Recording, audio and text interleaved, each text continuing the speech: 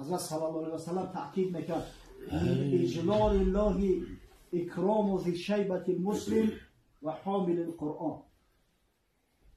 احترام کردن ریش سفید مسلمان و احترام کردن حافظ قرآن بزرگ داشتن پروردگاره.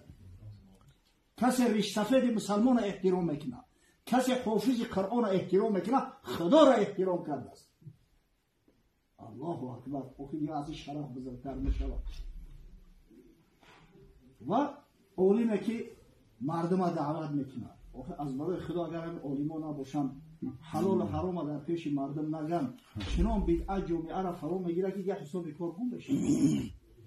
گر نبودی علم عالم پیشرو پیشبر عظمت مادر نمیکردی حضرت.